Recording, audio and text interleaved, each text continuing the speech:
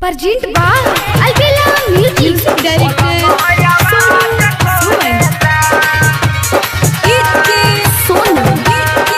Sonu. Presented by Albela Recording Studio Simra.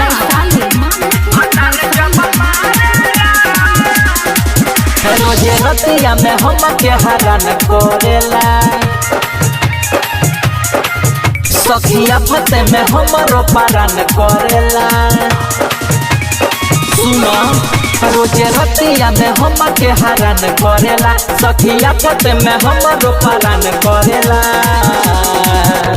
भतार जब मारेला भतार जब मारेला पलंग आवाज करेला। भतार जब मारेला पलंग आवाज करेला। रोजे रतिया में हम के हरान करेला सखिया फते में हमरो पारान करेला। भतार जब मारेला सखी रे सखी भतार जब मारेला पलंग आवाज करेला। भतार जब मारेला पलंग आवाज करेला।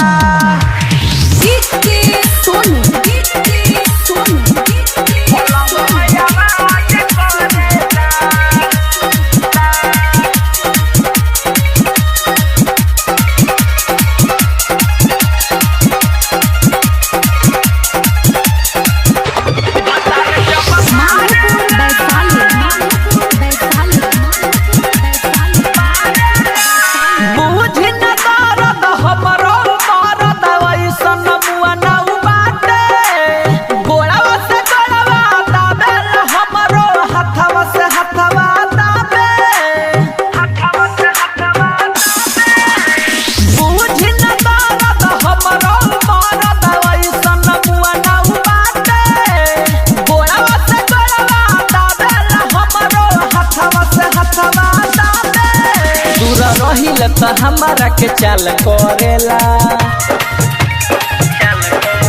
सखी लेके चुमा गाल दोनों लाल करेला। दूरा रहिले तो हमारा के चाल करेला सखी लेके चुमा गाल दोनों लाल करेला।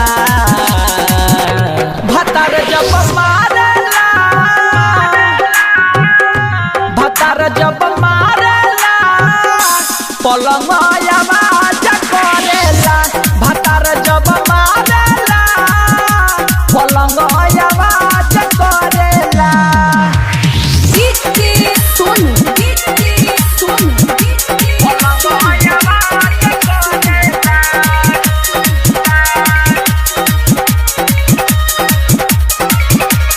Presented by Albela Recording Studio Simra.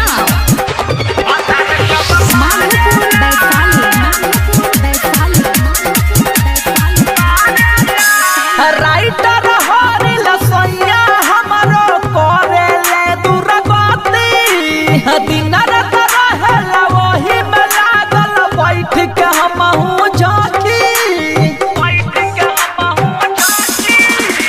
Writer Hari Lasaiya हमरो करेले दुर्गति दिन रात रहेला वही में लागल बैठ के हमहू झांकी। जब मना करी घर में बवाल करेला अमरेंद्र यलबेला के चाल करेला। जब मना करी घर में बवाल करेला अमरेंद्र यलबेला के चाल करेला। भतार जब मारेला सखी रे सखी भतार जब मारेला पलंग आवाज